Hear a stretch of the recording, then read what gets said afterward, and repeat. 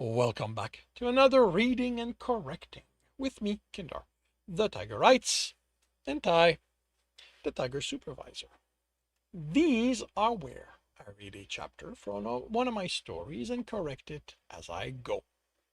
If you want to listen to these live, it's every Tuesday morning, 8 a.m. Eastern Time on Twitch and YouTube. And if you are looking to support me, that is on my Patreon. Today we are doing chapter 20 of Stepping Wild. How does it know you made changes? Mirka whispered, just as Tibs said, how did you make changes?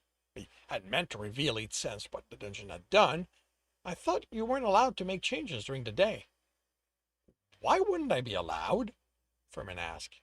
I'm as likely to have an idea for a new trap during the day than at night, and Mirka's right. How did you know I made them? Wait, you know about day and night? Really? You really should focus on the important thing? Why, this is not a question. How do you know where the sun is? Are you trying to delay the start of your run, you called it? Do I need to incentivize you?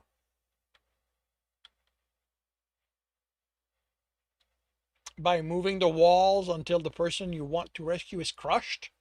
Okay, that I know you can't do. His presence keeps you from affecting everything close to him. And no, I'm not delaying anything. I'm just surprised. Stowe didn't know what the day was. I tried to explain it to him, but he also had no idea what the sun is. I don't sense the sun. Mirka explained it's well beyond my reach, but that it sends essence down to feed the plants, and in part me. I can sense the cycle of the essence being there and then not. Then if I tell you that one day is the length of the essence starting, ending, and just before it starts again, you understand what that means? It's trying to trick you, Mirka said defiantly. The day is when the sun feeds the plant. Yes, that's the daytime. Tips try not to let the annoyance sound. Nighttime is when it isn't happening. The two, one after to get the other, is what we people call a day. It helps us keep track of time. We also divide the day into sections based on how far the sun is from the horizon, but we don't need that here. We don't need that day thing at all, Mirka stated. Maybe not. Tip smiled. He'd explain why he would be useful later. How about I get started? Yes, Mirka's smile was audible. Do get started. He sensed the layout. A maze with the walls being trees and thickets. Passage, turns, and dead ends, with 7 zones that widened enough to be considered rooms. Mazes were about confusing the person in it, making it harder to reach the end. Stowe had made his with moving walls, but Tibbs had come across some made by people in his travels. Like puzzles, they were things people outside dungeons enjoyed as ways of testing themselves without putting their lives at risk. His first had been the most memorable one.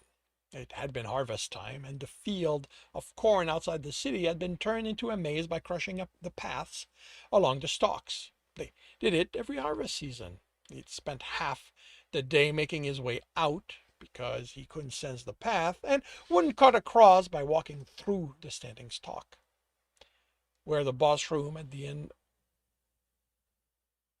of the maze Stowe had made had been on the opposite side of the entrance, the end of this maze was close to Tibbs, but the route would take him away before bringing him back. He suspected that if Furman had been able to move the man he was here to rescue, they would have placed the room as far as possible. Furman had said nothing about how he wished to reach the room, so Tibbs walked to the lighter thicket that would let him reach the hall closest to it. He pushed the leaves out of his way and backed, cursing. Abyss, that hurts! He stared at his cut hand. Did you think we'd let you cheat? Mirka said, laughing. How had Furman managed to get the leaves to cut him? There were no other essence than wood, water, fire, earth, and life among them. Through them. He etched purity and stepped to. What are you doing? the dungeon asked. Healing myself. He pulled a remnant of his sleeve over his hand. You said you were only going to use essence to make tools, but that, he motioned to the ticket, it shouldn't. Something thinks that because it has all those elements, Mirka said, gleeful, it's too good to get hurt. He undid the etching and absorbed the essence. He had said the terms. The leather over his hand would keep the small cuts from bleeding, since he couldn't stop that with his life essence. Huh. Since he couldn't... Okay, I'm gonna...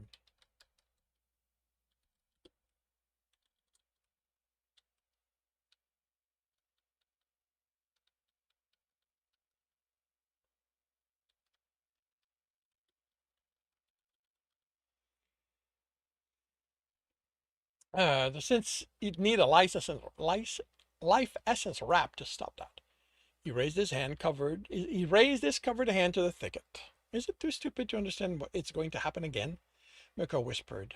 He took a leaf between covered fingers and turned it over, looking for something to explain how it had cut him. But all it had was the sharpness of its edge. It easily cut through the leather, then the palm of his hand.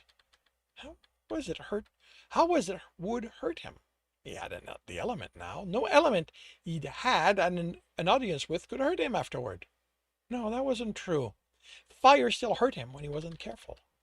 Wood had said she'd give him a boon to survive his return.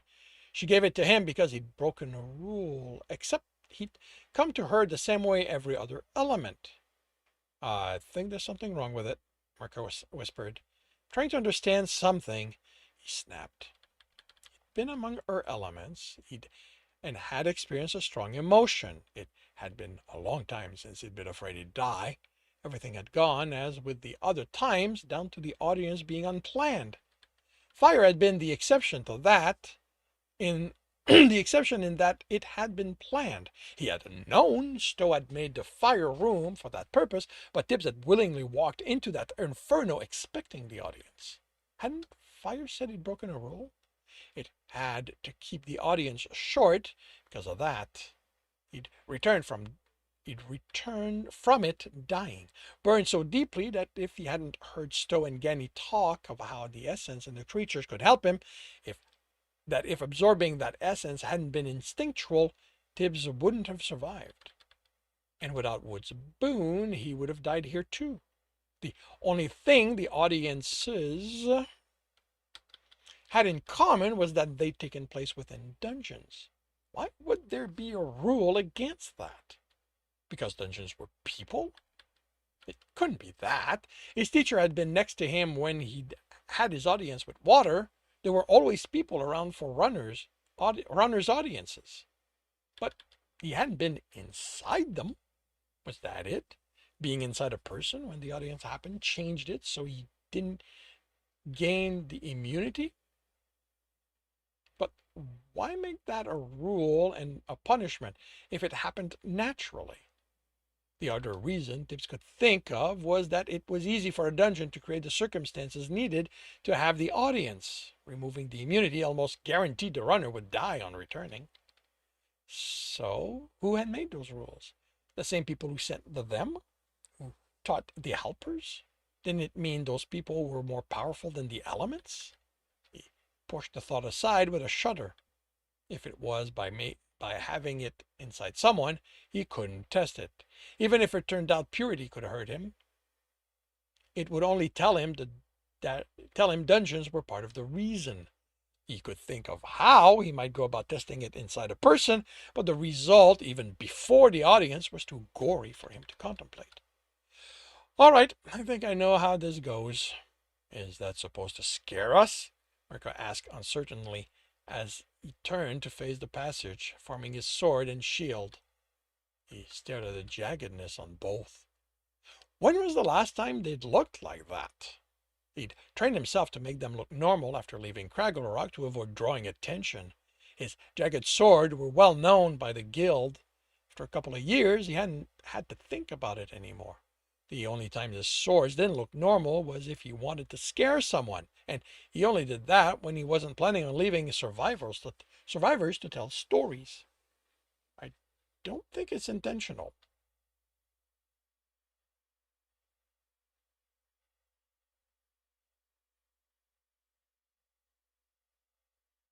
Huh.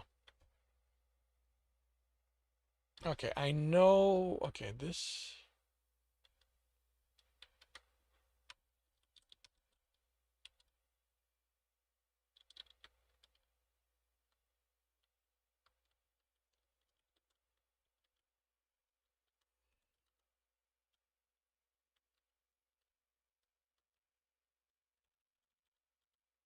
There we go. Just Mirka's reacting to the sword and shield, not what he said. I don't think it's intentional, Furman said. Had what he'd worked out unnerved him this much? Without making a show of it, he willed them to look normal, then proceeded to the first junction. The creature jumped out of a tree trunk, and Tibs cut it into two before getting a good look at it. It shattered into kindling as the half landed on the ground, then the pieces melted? Wasn't the right word, of course. Moss quickly grew as they became smaller, then flattened until he couldn't tell them apart from the mossy and grass-covered ground. It reminded him of when he crashed through a moss-covered log, thinking it was a mound. It had been hollow, barely any wood left to indicate it had been a felled tree at one time. There had been insect and mushroom and other things he figured had fed on the tree. He'd been surprised to sense traces of corruptions in it. What is it doing? Mirka whispered. I'm thinking? It let out a fearful They let out a fearful meep. I do that a lot, he chuckled. Too much, some people like to tell me. Too many questions in my head. I answer a lot of them by reading books and talking with scholars, but there's always more of them afterward, like, why do your creatures go away like this when stones would crumble into rubble and just melt into the floor? How would I know that? Furman replied, sounding offended. Sorry, it wasn't so you'd answer. You're just the third dungeon I've been in, and the purity one didn't have creatures for me to fight. It didn't? Mirka asked. Why not? How was it testing you? And I'm realizing I'm using it here, but it's referring to something distant, so I'm going to keep it. Tib smiled. See, always questions. Purity is about hard work and determination. It's what it tested. Am I supposed to make my test based on a specific element? Furman asked. You never said anything about that, Mirka. Because it's not a thing, they replied defiantly. It's making that up. He turned right at the intersection because it was the quickest way to the man. He stepped around the triggers on the floor and over the nearly imperceptible strings. He also ignored the caches as he sensed in the walls. The next attack was a group of of 8 woodlings, and he sensed them forming in the trees ahead of him, one per trunk. They stepped out of them armed with a sword and shield, all made of wood, and stood half as tall as he was. They attacked as one, and for each Tibs cut down, another cut him. The injuries he received were light, where he killed them in one swipe. His mistakes were more the result of his annoyance at feeling the pain. He'd grown used to being immune to swords. They left nothing behind when they died. Mirka, is there a rule that says that what a dungeon should do when I kill one of its creatures? Why didn't you ask that to that other dungeon? They replied snidely. Cousteau always had coins dropped, items from a loot list sometimes. It never occurred to me to ask. If it did that, it's because it liked you. Why are you chuckling? Stay got into a lot of trouble because he liked me. He denied it a lot. He bandaged the cuts and continued. The path he'd picked had one room he couldn't avoid, but he couldn't work out what he faced. what he'd faced there from what he sensed. The floor had wooden disc on the ground, but the earth was different. There was a lot of water woven through it, along with corruption, fire, and other elements he couldn't identify. Okay, it's cheating, Murka announced as Tibbs stepped over another trigger. No, Furman said unhappily. He's being sneaky. He can sense more than just what I change. Isn't that right? That's right. He ducked as a woodling launched itself at his head from a trunk. He cut it before it reached the ground. Do something, Murka ordered. Like what? Furman snapped. I never dealt with someone like him. Those who weren't terrified of the woodlings didn't know where the traps were, and so they fell to that. Just, I don't know, crush him or something. They can't. He paused before turning left. For the same reason, they can't threaten to crush the man in that room. The whole floor of that section was the trigger, and he couldn't avoid it without using essence. There's an area around me that keeps them from doing anything. Anything living has it, as far as I've read. He backed to give himself running distance and took off, shield up and protecting his left side from the wooden sliver that flew at him from that wall. He collapsed on the other side, his right side bloody in spite of the earth essence he'd spread over his body. He hadn't intended to.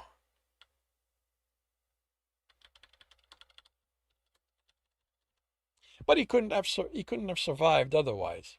I think that's essence use that isn't making tool you agreed to, Furman stated, which breaks the agreement we have. Just like putting a trigger that can't be avoided or disarmed.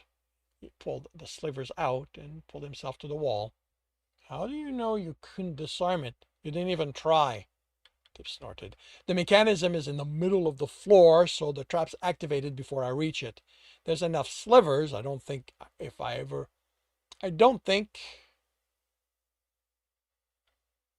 ever has had to stop. Every trap, he sat. Every trap needs to have a way around it, one the entire team can survive. How about you remind him of that rule, Murka? I didn't call you out on it. I tried to beat it anyway. You used essence on an unbeatable trap. He pushed himself to his feet. How about we agree none of this happened and I continue with the run? I suppose there's nothing else else to do, Furman grumbled. Look, I'm not angry. You tried something and it didn't work. I'm a thief. I break the rules all the time. I get you bending the ones you need to work under. Don't even think about it, Mirka said, and Tibbs froze. You weren't talking to him. You told me to do something about him. That would work. You can't know that, and it would break the rule so badly it would be noticed. Oh, yes, and someone would have to do something about it, I'm sure, Furman replied with derision. They're real, Tibbs whispered, shuddering.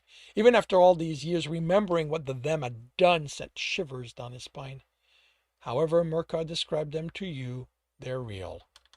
And how do you know? Murka demanded. One came for Stowe, because of me. When Furman spoke, it was no louder than Tibbs had. What happened? We won. Stowe nearly died. A friend sacrificed herself to keep that from happening. I don't know if what you're thinking of doing will draw one, but if it does, you won't like what happens. You're just saying that so I won't kill you. The tremble in Furman's voice sounded more like fear than anger. I survived a lot of stuff that should have killed me. If you do this, I'm going to use all the essence I have to defend myself. I don't know if you can tell, but my reserve runs deep, and I can channel each of the elements you sense I have through that. I'm telling you about the them because I don't want you to suffer like he did.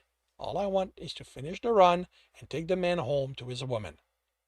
Again, Furman was slow in responding, but without cheating. Tibbs smiled. I'll just be sneaky. And that concludes chapter 20 of Stepping Wild. If you are enjoying this, please leave a like. If you want to know when the next chapter will be up, subscribe and hit the bell. If you want to read ahead of what is being posted here, that is on Ream Story. Oh, wait. This is also posted on Royal Road. I keep forgetting to mention that. Yeah, this is up on Royal Road, and if you want to read ahead of that, then that's on Ream Story. And if you want to listen to these live, it's every Tuesday morning, 8 a.m. Eastern Time on Twitch and YouTube. Links are in the notes, and with that, I shall wish you a good day.